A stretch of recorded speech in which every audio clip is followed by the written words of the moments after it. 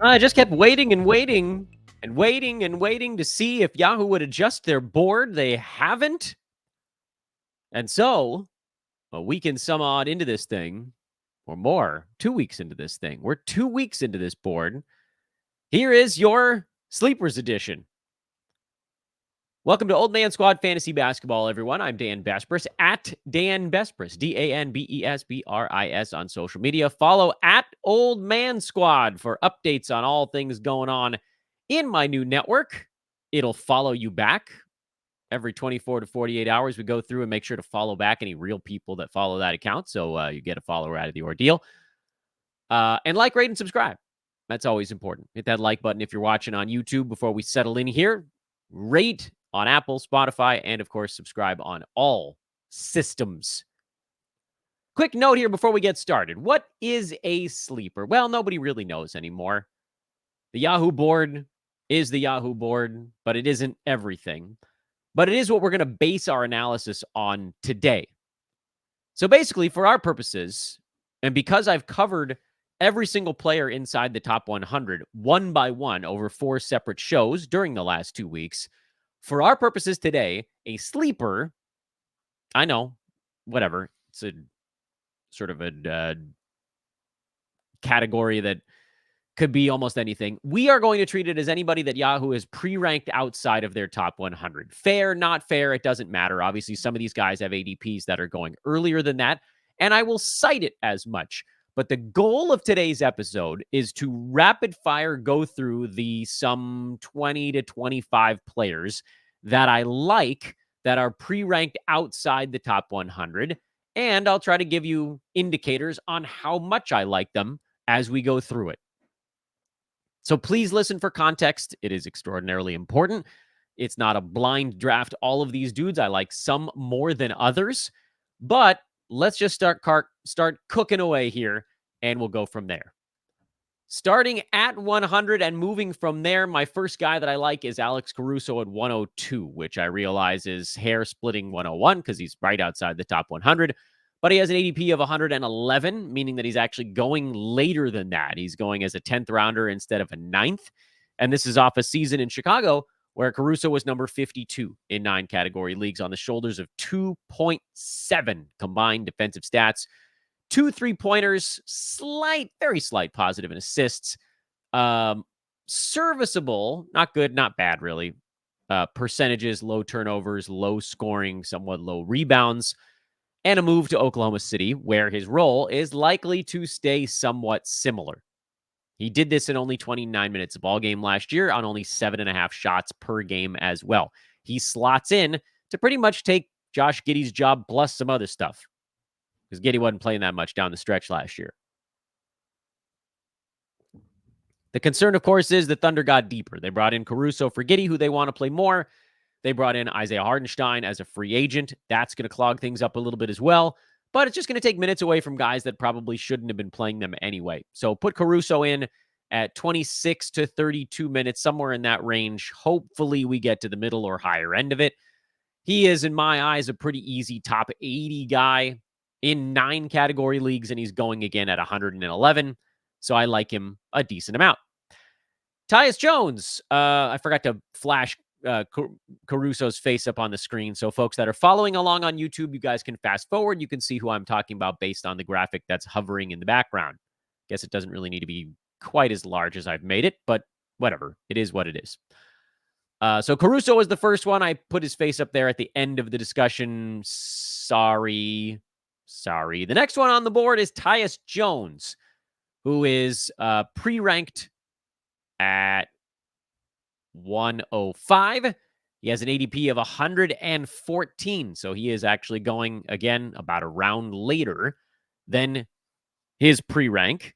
And he's one that I don't like quite as much. He was number 67 last year in Washington as the 3rd option. Now he goes to Phoenix, and he's the 4th option, arguably even the 5th if you count Yusuf Nurkic. That's not great.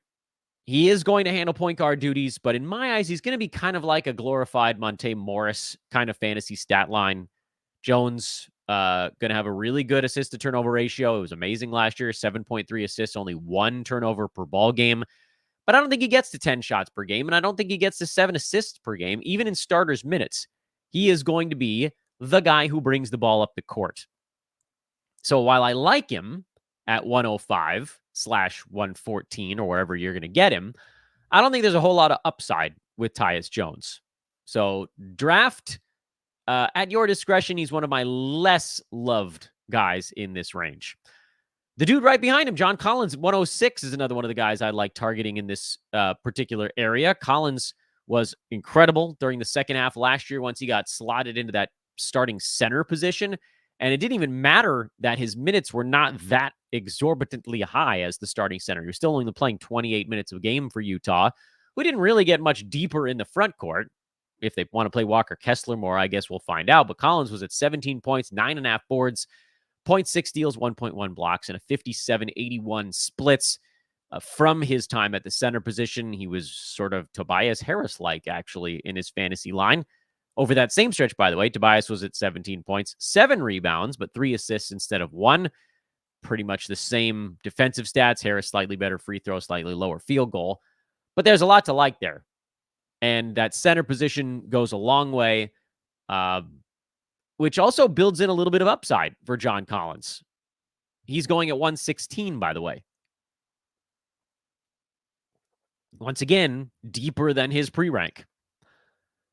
I have some love for Ayo Dosunmu. Not a ton, but some, because the Bulls' backcourt is screwy. So that one's a maybe. Jakob Poeltl is an obvious yes. He's pre-ranked 108. His ADP so far is at 118.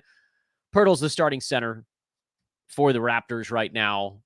He was number 52 down the stretch last year in 26 minutes a game. He averaged 12 points, 9 boards, 3 assists, 2.7, like Caruso. Defensive stats, 60% from the field, only 61% at the free throw line. But yeah, somewhat limited sample size. Remember, Poeltl went down with about a month to go in the season, and then Kelly Olynyk picked up from there. But, you know, Jakob's the guy. He's starting center for that team. That's not throwing in the towel. They might end up being bad, but they're not going to try to be bad right from the outset with Barnes and Quickly and Barrett and Poeltl and a veteran like Olynyk floating around behind him. They're not just going to try to stink. So expect Poeltl to do stuff. I mean, the 1.9 blocks is probably not sustainable. That probably comes down to like 1.2-ish. And so maybe, top 50 is a bit of a reach for him. But again, dude going pre-rank 108, ADP 118, almost outside the 10th round now. There's a lot to like there. Next one on the board is one of my favorites, and that's Ivica Zubac, who's pre-ranked 112. His ADP is 103. Maybe the fact that I've been crowing about him has hurt our opportunity to go get him at a discount here. Oh, well. Zubac was number 101 second half of last year. He hovered around 90 for most of the season. He did that in 25.5 minutes per ball game. And now Paul George is gone. And you're like, what the hell does that have to do with Ivica Zubac? Well, you can also add the fact that Mason Plumlee's gone, Daniel Tice is gone, and Mo Bamba's in. So the front court got thinner by all accounts. But more than anything, more pick and roll. James Harden is going to self-create a fair amount, and he's going to need big screens. And that's going to get Zubac into more action. Getting him involved in more actions, that's good. He's a high percentages big man who doesn't block a ton of shots, but the big percentages, he'll, in my eyes, probably get more field goal attempts and more rebounds and more blocks. And all of the stuff he does is going to be a better positive impact. I think Zubac is one of the best plays in this range. And there's a reason that his ADP is earlier than his pre-rank. And it's because I'm not alone in thinking that way. OG Anunoby at 115 pre-rank. His ADP is 94. So this one's kind of a little bit cheating in terms of what is a sleeper. He's not. Anunoby was a top 50 guy with the Knicks on 3.2 defensive stats a game. He doesn't need to shoot all that many times, and he won't, frankly, on this Knicks team that now added Mikal Bridges and Randall's back. But Anunoby's going to get a ton of defensive stats. That's what he does. He's one of the best corner three-point shooters. He'll get plenty of those. Is he going to be top 50? Probably not. But the fact that he's going in this 115 or pre-ranked there, and yes, getting drafted behind that mark. Whoops, didn't mean to take him off the screen. That's crazy. he'll move up the board in the next pre-rank adjustment for Yahoo. But if you're drafting right now, OG's a hell of a deal. Mike Conley, right behind him, another player that I like, who's a lower upside guy, because, look, Conley's getting older. He's slowed a bit as last season moved on. Top 75 range is pretty attainable for him. Top 90 is kind of the floor. I don't think we need to go into too much detail. He's the guy that steers the boat for that Minnesota team. He's the guy that keeps everybody in the right spots, in line, good floor spacer, great veteran leader. Still gets some steals, gets some assists, does it on percentages that won't break you, hits some three-pointers. You're not going to get many points out of him, and he's not going to break the bank. It's not like he's going to jump up and be a top 50 guy, but you can draft Conley in the 10th round and get a 6th, 7th round type of value out of him, then that's worthwhile. That's okay. Starting to scroll down the board a little bit, and this one that maybe is the first controversial name that I'm going to throw in the mix, and that's Daniel Gafford, who's pre-ranked at 119. I forgot to pick his ADP up. What was Conley's ADP? 129, 130, so Conley's pretty affordable. Gafford is going right around his pre-rank. ADP of 118, pre-rank of 119. I don't care if he starts or comes off the bench. That's the first thing I feel like I got to bring up. I don't care. The beauty of Daniel Gafford was, in his time with the Mavericks, he came off the bench for a little bit and he didn't play for a little bit. I mean, it was all over the map. Then he started for a while. He was number 66 in 21 and a half minutes per game. He has one of the most fantasy-friendly games for a big man out there. So I don't need him to play 29 minutes. Frankly, he won't, not with Derek Lively around. But even if they split it right down the middle at 24, Daniel Gafford is a top 60 guy. This dude racks up fantasy stats. Good rebounder, great field goal percent guy, blocks shots, gets steals on a team now that's going to get him open. Remember, he went on like a 7-game run where he didn't miss a shot? It was crazy. It was less than that. In any event, I think he's a deal at this point. I know there's a little bit more of a could the floor fall out type of thing with him, but I don't care. I think the upside is big enough at that range, again, end of the 10th round, that it's worth a go. Moving along, a little bit of a drop-off here. There's a few names that make sense. Like Klay Thompson makes sense for Roto Games Cap, but unfortunately his ADP is 104. So he's going much earlier than his pre-rank, and so I don't really want it. Trace Jackson Davis is intriguing at 122, ADP of 126. I actually think this is a pretty fair spot to take him because there's a chance that he just doesn't function or ends up as a punt free throw guy. So all that stuff is kind of fine. Klay Thompson is fine where he is. That one is one of those league-dependent ones we were talking about. Walker Kessler is the next one that I actually want to highlight on this board. He has a pre-rank of 125. His early ADP is 115. So again, that means I'm not the only person that thinks that Kessler has some upside built in. There just aren't that many opportunities to get a guy at 125 who, if he gets to play mid to high 20s in minutes, could be a top 50 dude. He is not a good free throw shooter, but, down the stretch, he shot the free throw better. It's all going to come down to blocks. And, of course, that's the thing with Kessler.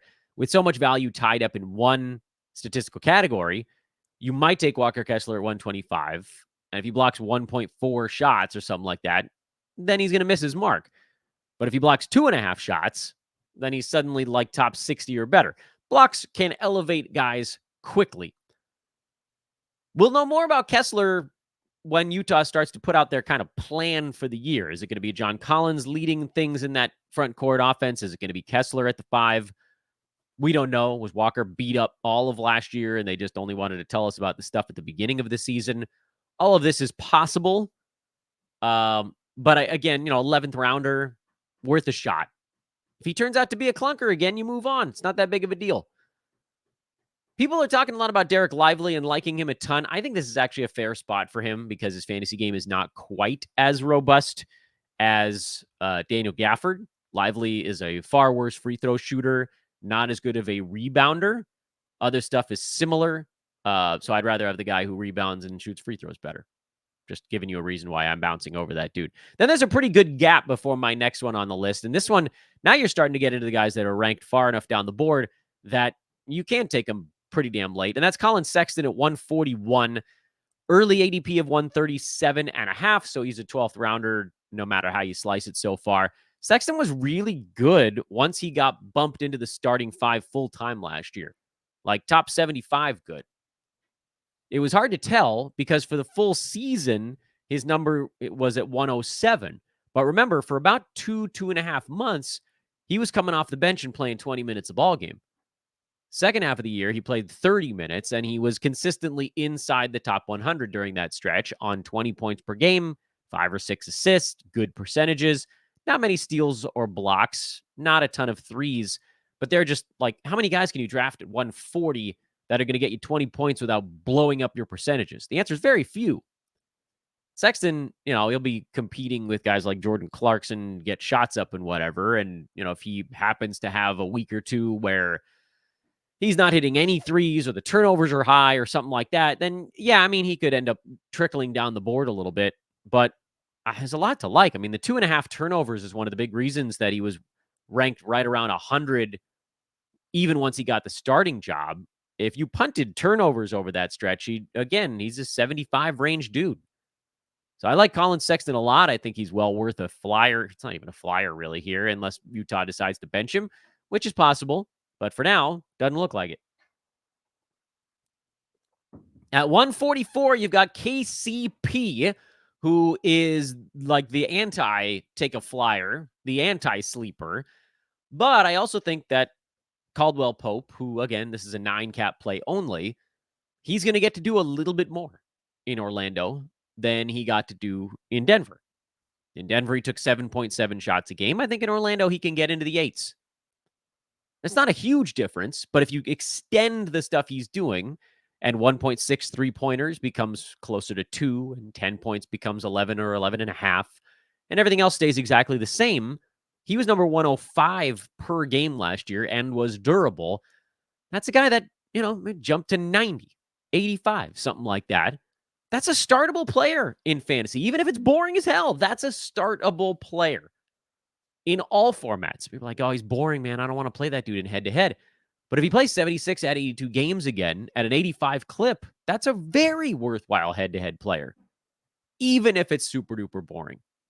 And he is super-duper boring. I will give you that. But I don't care. Chris Middleton at 150 is notable. What was KCP's ADP? 140. Middleton's ADP is 131.5. Not surprisingly, he's going earlier than his pre-rank because people are like, this is freaking Chris Middleton, dude. Even if he's going to be the biggest headache on earth, how do we justify putting him at 150? And you don't.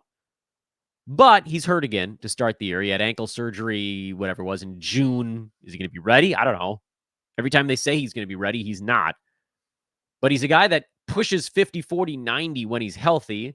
He scores. He gets assists. He gets steals. He gets threes. He does it on great percentages. At this price, if he's expected to start the year, it's an absolute no-brainer. If he's hurt to start the year, I reserve the right to yank my endorsement and go somewhere else. As I'm turning the page here, a mid-show reminder that we also need to take a break for commercials. I probably did that already. I may have slotted one in, but if not, we'll do one now.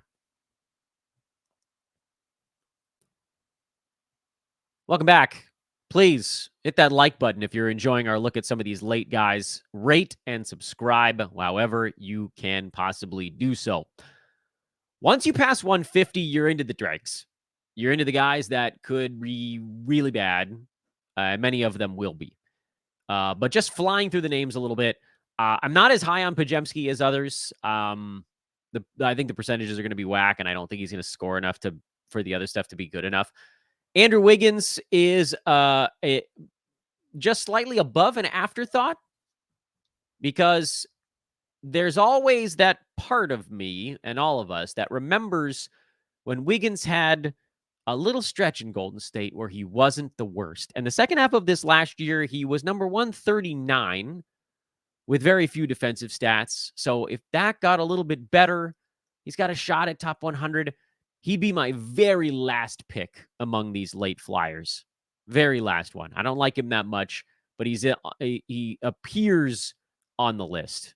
That's something, I guess. Onyeka Okongwu at 164. He has an ADP of 143. Finally, the board has over-adjusted in the wrong direction on Okongwu.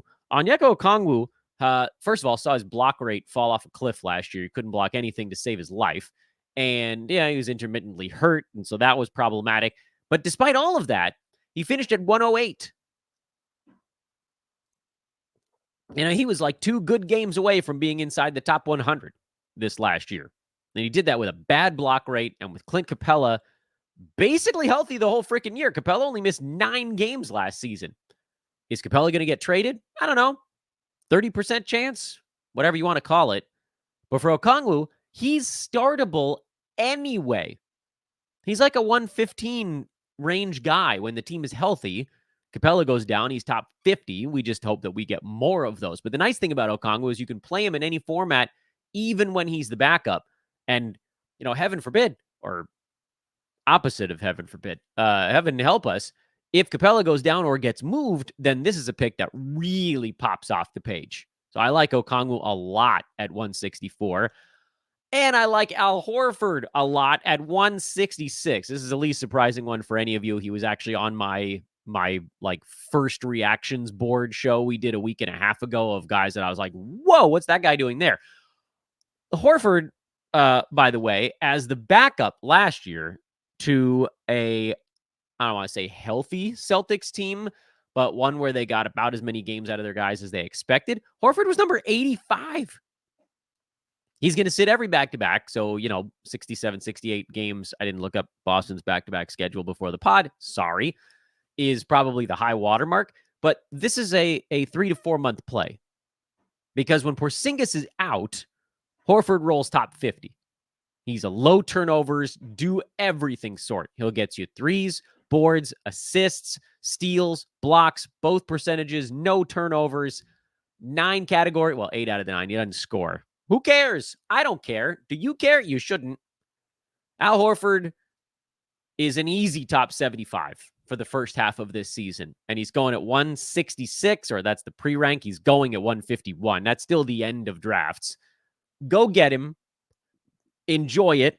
Know it's not going to last until the end of the year. And then pivot when you have to.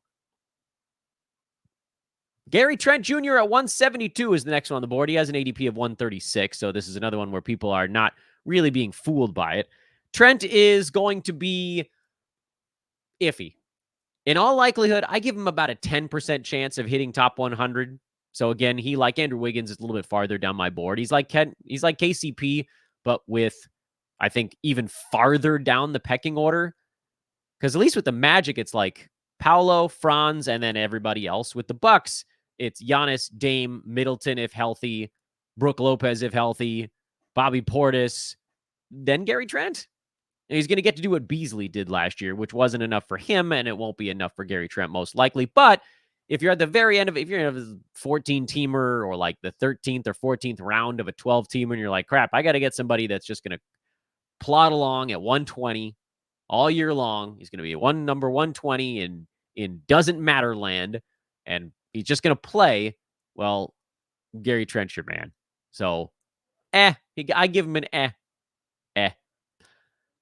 I think Jeremy Grant is probably worth a look here. Pre-rank of 176, ADP of 123. So again, this is another one where you'd have to go get him in the 11th round. I think he's going to be bad again this year, but there's that 10, 15% chance that he channels something else, that it's like, look, if I go rebound and play defense enough, then maybe this team will trade me. I don't think that's the way it's going to go. Grant was number 121 last year on all points and nothing else, basically. But we know he has it in him to block some shots, to get some steals, to grab a rebound. Good Lord, go get a board, Jeremy. And if he falls, I don't want him in the 11th round. I think there's still going to be a couple guys left that I would rather take there. 12th, 13th round, put him kind of in this list as well. PJ Washington at 182 is another one that I would throw on the board. He got hot late last season with the Mavericks, sort of post-trade, and it wasn't immediate. Right when he first got traded, he was bad, but the last month or so of the season, he warmed up, and he was a top 95 guy. And I think there's a chance he could get to that mark. So PJ Washington, I think, is a pretty good deal at 182. Again, these are these last round dudes, as is, and I'll throw his name on the screen so people can see who we're talking about. Malcolm Brogdon, similar thing. He has a top 100 range type of game, but he's going to crap out after a month. So that one's a very short term deal. PJ, you might be able to hang on for the season. Other extraordinarily late names to look at. We're going to do these a little bit faster now. Scoot Henderson at number 193. If you're punting turnovers or field goal percent, he becomes interesting. Who is the other one that I was looking at here? DeAnthony Melton at 200. If we find out he's starting for the Warriors, that's a direction I would go. Buddy Hield, by the way, same story. If he's starting, you draft him. He's back at like 149, I think it was. Ben Simmons at 219. If we find out he's healthy to start the year, he's worth a flyer late. And Jonathan Isaac at 235. Games cap only. Tari Eason at 253. Meh. I like his fantasy game. I don't know if the minutes are going to be there, but he's one that you'd look at the end. Dyson Daniels at 259 and Jalen Smith at 261. Those are the extremely late names that I would say to put on your board. And what you guys are probably wondering is, what order would I take those guys in? And that's a hard one, really, because some of it's going to come down to what your team needs. But, once we got past Chris Middleton, the guys before Chris Middleton or earlier, these are guys that I want on my fantasy team. Those names, as you may recall, were Caruso, Tyus Jones, sorta, John Collins, Jakob Poeltl, Ivica Zubac. I like him a lot. OG, Conley, Gafford, Walker Kessler, Colin Sexton, KCP, and Chris Middleton. Those are the guys before 150, but after 100 that I think are very much worth our time. The guys after 150, the ones I'm most interested in are Al Horford, Onyeka Okongwu,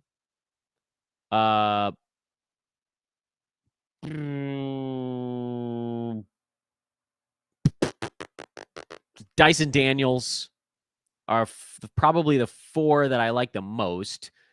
The next rung down would be PJ Washington, Trent, Brogdon for a short-term thing, Ben Simmons. Jonathan Isaac is your games cap dude. He's in sort of his own category there. I like him maybe the most of all those guys for games cap, but not at all on head-to-head. So wipe that one out of your business. And then the lowest group is, Andrew Wiggins. Who the hell else? Jeremy Grant, I don't really want to take a flyer on, but maybe you could put him one rung up. Scoot is a punt guy. Keep one eye on Chris Dunn and TJ McConnell to see if they carve out the right kind of role. And, maybe like a Marcus Smart are in that last group as well. Hey, guys, we did that in a half an hour. That's kind of amazing. And I'm not going to run long on this one because people keep saying my 50-minute pods are too long. So what I will say this is, if you like the show, even if you didn't, I really could use that thumbs up. It's so easy. I hope it didn't ruin your day, basically. If the show didn't ruin your day, please give it a thumbs up. If you want to see more from us, we got a ton. I did 10 shows again these 5 days. We'll do a couple over the weekend, team previews. Please hit that subscribe button. We got a lot coming up. We got 5 guests next week. We're going to be doing more mocks from every slot, 1 through 12. We already did a Jokic mock. We already did an Anthony Davis mock. Coming up next week, we'll do a Giannis mock, a Trae Young mock, a Halliburton mock. We'll do a Wemby mock. So make sure to subscribe and get all that good stuff. I am at Dan Besbris over on Twitter. Please do also follow at Old Man Squad on Twitter. That one will follow you back. And if you have thoughts, throw them in the comments section. I get emails to an Old Man Squad account when comments pop in, and I always try to get back to folks. At least right now, before things get too crazy, I'm trying to answer every single comment. So hit me. Throw a comment in there. Let's talk about it. Maybe there's someone else that you're interested in. Why didn't I talk about a particular player? You disagree with someone I did. If we do this with civility, I think we can have a really good time. Thanks for watching, everybody. Have a wonderful, wonderful Friday. I'd say have a great weekend, but I'm actually going to be back with another show over the weekend. But whatever, who cares? Have a great weekend. I'm Dan for Old Man Squad Fantasy Basketball, and I will see you guys soon. So long for now.